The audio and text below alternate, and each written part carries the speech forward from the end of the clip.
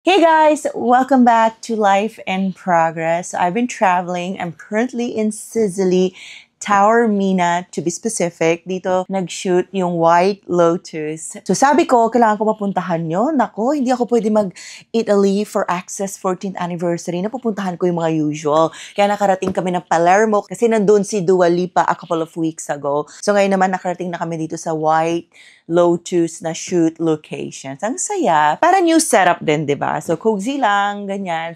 So, our topic for today is about mental health. Ito yung isa sa mga sobrang favorite kong pag-usapan on my podcast. And isa sa mga reason bakit more ako nagsishare about this is feeling ko nagsistruggle yung sobrang daming tao sa community ko. Syempre, hindi ko naman alam ano yung nangyayari sa ibang tao. To talk about ano ba yung struggles nila mentally and emotionally. I've been going to therapy for 3 years. Every week yan. Nag-physical investment ako for years. Ngayon naman, mental and emotional naman. Kasi connected yan dalawa.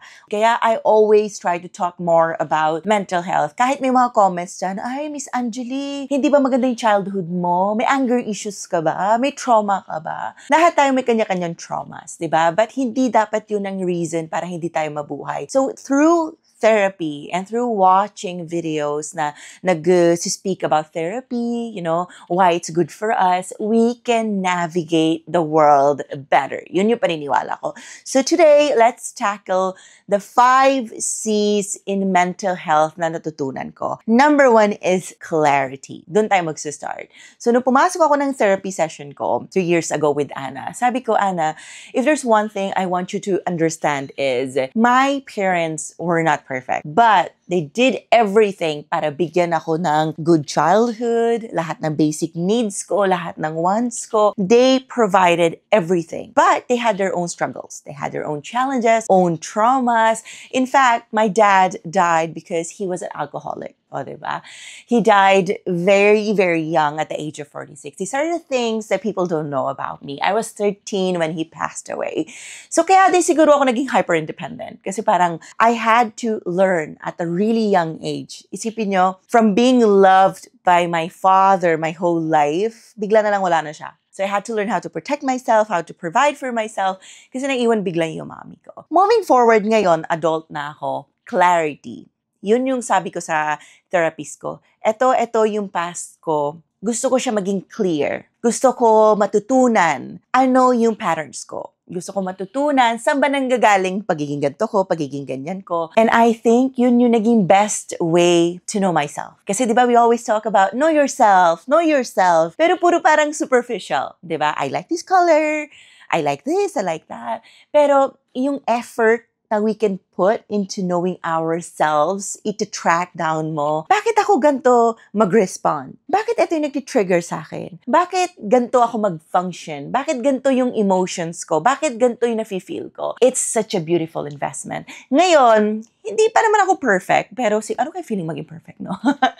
I still get triggered pag nakikita ko yung mga bagay-bagay. Pero ano ka na, mas calm ka na ngayon. Mas naging clear na siya sa akin na, okay lang yan. Okay lang to. Okay lang this, the world will not stop. Parang ganun na yung utak ko ngayon. Siyempre, nung bata-bata ako, lalo yung 20s ko, nung binibuild ko pa sa Access, parang lagi akong galit. Tapos, na-realize ko, kaya pala ako ganun because I was trying to prove myself. Kasi ganun naman ata talaga tayo pag bata tayo, di ba? We want to prove ourselves, we want to build something. Feeling natin, lahat ng tao kalaban natin. Feeling natin, lahat ng tao inaaway tayo. Pero nag-30s na ako, na-realize ko, hindi. Lahat ng tao busy. At the end of the day, hindi na nila tayo naiisip. Siguro, dislike nila tayo saglit lang. Tapos after nun, balik na sila sa sarili nilang problema. Kasi, iulitin ko, lahat tayo may sariling problema, may sariling traumas, may sariling disorders, kasama yan, and may sarili-sarili tayong pinagdadaanan. So, sa gabi, pag matutulog na tayo, di natin naiisip, pangit na suot ni Angeli, o ang pangit na suot ni ganito, ang pangit na makeup niya. Ang naiisip na lang natin is yung sarili nating problema. So, if you're someone, you struggle with that, kasi lagi yung iniisip, ano iniisip ng ibang tao, trust me, hindi nila kayo iniisip. Or kung iniisip nila kayo max for 5 minutes lang, after nun wala na. Next chismis na, next issue na. Kaya tingin nyo sa Philippines, lagi may issue kasi nakakalimutan yan ng tao eventually. So next naman is compassion. This is one thing, it's hard to practice. I'm not gonna go na to other people. Sa sarili na lang natin. Sabi nga ng therapist ko, sa sobrang tagal niya nagte-therapy ng mga tao, ito yung pinakamahirap gawin sa sarili natin. We tend to talk so harsh sa sarili natin. I'm gonna use words na usually naririnig ko sa mga tao. Ang taba ko, ang pangit ko, ang bobo ko, ang stupid ko, ano pa ba? Eto, syunga na naman ako, ginawa ko na naman, o diba? So when we talk like that to ourselves, parang sinasabi natin sa mundo, kausapin niyo ako ng ganito, diba? Kasi the way we talk to ourselves, yun din yung magiging impression ng mga tao sa atin. A lot of people say my confidence is sometimes self-centered. Okay lang. Basta ako, gigising ako every morning and sasabihin ko sa sarili ko, Angeli, kailangan mo to ayusin. Tara na, umalis ka na, magbihis ka na, maligo ka na, walang magbabayad ng bills natin, tayo pa rin ang magbabayad yan. Going back to what I said, people will give comments about you, pero max 5 minutes lang yan. Sa next 5 minutes, may bagong chismis na ulit. So you wake up every day, you tell yourself, I am beautiful, I am capable, I am loved, I am smart, I am thankful. Kasi yun din yung ma-attract nyo. Imagine if you always talk that way to yourself. Papangit-pangit ko, bobo-bobo ko. Paano kayo paniniwalaan na ibang tao? That doesn't apply just sa business, diba? Sinasabi nila, you need to be your first consumer, you need to believe in yourself. Ganon din sa personal life. We cannot expect to get good things in life if hindi tayo naniniwala sa sarili natin, di ba? Let people talk, sabi nga ni Mel Robbins, di ba? Let them say you are arrogant. Let them say you're self-centered. Let them say whatever they want to say. Basta ako, ang prinsipyo ko dyan, ayusin niyo muna yung buhay niyo bago nyong try to manage yung buhay ko. Because as far as I know, I'm trying my best to manage my life, to show up for myself, to show up for the people I love. Speaking of the people we love, when we focus on ourselves, we attract the right people. That's a different topic. We're gonna talk about friendships, diba? And why it's important to attract good friends and make effort for them. Give and take yan. Next naman is coping. It is okay to feel sad. Part yun ng buhay. It is okay to feel angry. Ilang beses ko na ito sinabi sa mga podcast episodes ko. Yung emotions, dapat pinapakiramdaman nyo yan. Dapat hindi nyo yan tinatago. Sabi ng therapist ko, the more we try to keep our emotions, anger, lahat yan. Pag kinikim-kim natin ng kinikim-kim, I hope that's the right term, pwede tayo magkasakit. Kasi yun yung stress. Pwede tayo magkaroon ng diseases na kakaiba. And dun din daw nanggagaling yung autoimmune. Pag hindi tayo marunong mag-express ng emotions ko. I get judged for expressing my emotions. O kasi pag gusto ko, pag galit ako, galit ako. Pag happy ako, happy ako. Pag sad ako, sad ako. And I wanna say that to people. And I want to continuously learn that skill to tell people, I am sad. Please leave me alone. I am angry because you did this to me. We need to start holding people accountable. Hindi naman pwede yun, may ginawa sila sa atin, tapos natawa lang tayo. I'm angry, thank you. No, you did something to me. You stepped on my boundaries. Or kung ano man yung kasalanan nila. We have to hold them accountable. Hindi pwede nagkikim-kim lang tayo ng galit, na ganyan. Kasi tayo din yung ma-hurt niyan. Para mong sinabi na sila yung pinainom mo ng poison, pero ikaw yung matitegi, di ba? Hindi pwede ganon. So I've learned that. And I continuously want to embrace that skill to feel my emotions. Madaming emotions yan. In fact, kunin ko yung phone ko, kailangan nyo i-download tong app na to. How we feel. So dito ko natutunan ang daming klase ng emotions. Babasahin ko ibang emotions. So meron tayong apat. High energy unpleasant, high energy pleasant, low energy unpleasant, low energy pleasant. So under ng low energy pleasant. So nandun ang calm, good, relaxed, mellow, carefree, peaceful, balanced, comfortable, chill, compassionate, appreciated, and so on. Ngayon naman, punta tayo sa high energy pleasant. Surprised, awe, excited, determined, successful, eager, curious, cheerful. Ang dami, guys. So hindi lang sad and happy ang emotions, diba? Next naman is, last na, high energy unpleasant. So kapag pala annoyed tayo, stressed tayo, irritated, FOMO, concerned, nervous, uneasy, embarrassed, high energy siya, unpleasant. So madami siyang kinukuhang energy sa atin. Kaya pansin nyo, kapag naiirita tayo and annoyed tayo, parang exhausting yung feeling. Kasi pala, ang laki niyang kumuha ng energy sa atin. O, di ba? Pinag-aralan ko yan. Kasama yan sa therapy ko. Tinuruan ako ng therapist ko na mga coping mechanism pag ganito yung mga nararamdaman ko. So, ngayon, eto yung mga steps na tinuro niya sa akin.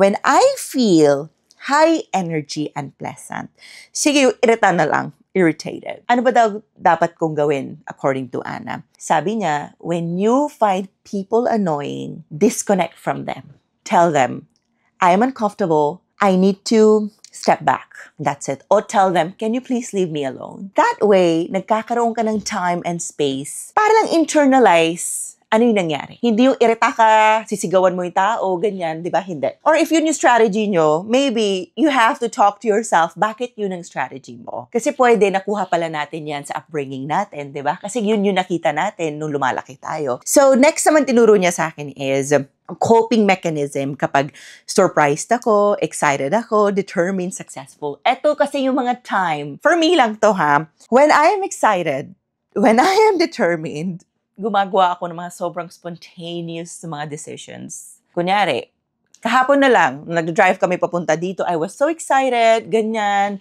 And nahaluan siya ng irita kasi ko mahanap yung parking. I ended up booking a very expensive hotel kasi I was excited to explore the place. So, naghalo siya parehas. And the person I was traveling with, si Shai, ayoko muna siya makausap, tahimik lang siya. Kasi parang nag-gets niya na irita na talaga ako kasi di ko mahanap yung parking. But I did not talk to her kasi wala siya kinalaman sa moment na yon. Wala naman siya kasalanan eh. I ended up spending a lot of money for one night stay. So, naghalo yung excitement, yung irita. So, I had to detach lang a little bit dun sa nangyayari. So nung natapos yung moment na yon, we enjoyed the place so much. So, ganun ako. When I'm excited, parang sabi ng therapist ko, huwag ka gumawa ng malalaking decisions. So, nung na-excite ako sobra-sobra, sabi ko sa team ko, we're going to Europe. So, parang nabigla sila, what? So, ganon. So, yun na yung coping mechanism ko doon na, Angeli, pag excited ka, try mo muna mag-celebrate within yourself. Ikaw lang muna. Celebrate ka, ganyan, bago mo i-involve yung ibang tao. So, parang nangyari doon sa visa ng mga employees ko, sobrang kapos yung time nila mag-ayos. And hindi ko alam ang nangyari, yung iba din nakakuha ng visa. So, di ba, sana binigyan ko ng time. O, di ba, kahit nagka-therapy ako, marami pa rin mali nangyayari sa buhay. Kasi kasama yon, kaya nga tao lang tayo, di ba? So, the next C naman is control. Lahat tayo niyan, gusto natin kontrolin yung mga nangyayari, gusto natin kontrolin yung mga tao, yung business, yung career, para tayo tinarato ng mga tao. Guys, remember, we cannot control anything and anyone. Hindi yan mangyayari. Kasi if we try to do that, manipulation yun, di ba? Hindi naman ako sugar mommy, di ba? Naikokontrol ko yung lalaki, di ba? I'm just a human being. Siguro sa ibang people nag-work yun. Let's just focus on us. Tayo lang sa community. We cannot control anything. Even yung emotions natin, we cannot control it. We can just learn how to navigate. So sabi sa akin ni Anna, instead of controlling, learn how to navigate. Magkaiba yun eh. Control is nakaganon ka. Nakahigpit ng hawak mo. Navigation is, parang ka nasa dagat, gumaganon ka, sinasabayan mo lang. Sometimes may ups yan, then downs. Minsan feeling mo lulubog ka na, minsan feeling mo tatagilid na. So navigation is the perfect word na replacement sa control. We cannot control anything. Even ourselves nga eh, di ba? Sinabi na nga, wag uminom ng Coke. Pero minsan masarap uminom, di ba? Sinabi na nga, bawasan yung sugar. Pero hindi, minsan masarap talaga uminom, di ba? Si Shai yun. Sinabi na nga, wag kumain ng ganito, ganyan, ganyan. Sarili nga natin, di natin makontrol eh. Paano natin kukontrolin yung ibang tao na technically di natin makikilala 100%? And the way I look at things is, ngayon na tumatanda na ako, it's a beautiful thing that we cannot control things. Imagine if nakokontrol natin lahat ng tao, parang boring naman nun, tayo lang masusunod. And I think yun din yung maturity and growth na nalalaman na natin na people can leave us. People can change, di ba? People can change their minds, including me. Yun yung beauty of life. Feeling ko, that's why navigation is the perfect term. So people come and go, di ba? Parang nagsusurf. Life yan, tapos nasa board ka, nag-surf ka lang, di ba? May dumadaan. So parang sinabi ko nga sa isang TikTok video ko, andito pa rin ako. Tsaka sa Threads, sinabi ko, 14 years na ng Access Travel, people come and go, and I'm still here. Because this is my passion, business. I love being in business. I love traveling. I love seeing new places. I love building people. Kaya minsan pag umaalis yung tao, sad siya, bittersweet feeling siya. Kasi parang binild mo na sila to be the next leaders. So I've learned to not control people, not control situations, and not control myself as well. Hanggang kaya ko. Doon sa mga bagay na alam ko, kaya ko naman i-navigate. Siyempre, magkocontrol tayo ng mga emotions natin. Dapat di tayo nagwawala sa public, mga ganyan, di ba? Ano naman yon? Feeling ko common sense na yon. Next is connection. We need to learn, or at least I need to learn, how to connect with people. People are not material things. Hindi natin sila pwede tratuhin na, ay, gusto ko to, sige dito ka. Ay, ayoko sa'yo, ganyan ka. But we also need to learn how to cut people off. We cannot force connections. Cliche, but it's normal. Mararamdaman nyo yan eh. When you are not with the right people, kakabahan ka, you feel so uncomfortable. Feeling ko ito na yung pinag-uusapan ngayon sa social media na dati wala. When you are with the wrong people, you feel so stiff, you feel so tensed. At least ako ganun ako. Syempre, I can't speak for everyone. Isa yun sa mga strategy na I want us to learn sa community na parang how to know ba if these people are right for me. Ako bilis ko na maramdaman yan eh. When the employee is not right for the company or for me, parang kinakabahan. Parang I cannot be myself. Hindi ako ng sense of humor ko, hindi ako makapag-joke. Parang mas iniisip ko, tama ba yung sinabi ko? Baka ma-offend ko siya.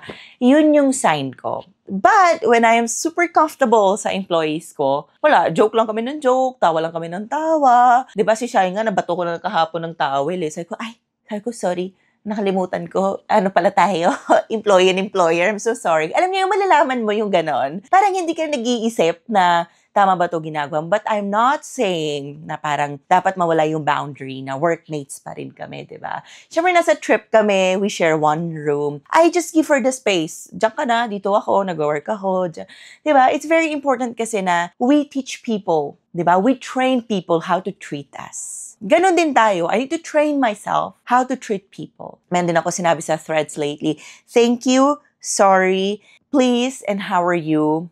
Are the magic words in this world to make it a better place. So yung connections, feeling ko, yun yung isang bagay na dapat di natin pinipilit. But, naintindihan ko rin, minsan kailangan natin magtiis. Kailangan natin magtiis for a nicer fruit. Kailangan ko magtiis sa Spain, kailangan ko makisama. Love ko yung life ko sa Spain, but kailangan ko makisama because the better fruit is going to be mga anak ko na ang mag-e-enjoy ng life nila sa Europe. Yung passport, benefits, ganon. So kung magtitiis ka naman for ganon, go for it. Pero kung nagtitiis ka, wala ka naman napapala, it's not worth it. You don't need to make TS. Yan yung paulit-ulit ko sinasabi na ako mismo naiinis ako. Bakit ba kayo nagtitiis? Diba? Magtitiis ka kung malaki yung return. Pero kung walang return, hindi natin kailangan magtiis. Guys, always remember, sana tama yung math ko, there are 8 billion people in the world. You don't need to please 1 or 2 friends to stay in your life. You will find the right people to connect with. You will find the right employee. You will find the right employer. You will find them. Mas gusto nyo na mag-take yan ng time. And of course, i-add ko na, because love na love natin ang topic ng love life, you will find the right person. And if hindi sila dumating sa timeline na ginawa ng societal maps, it doesn't matter.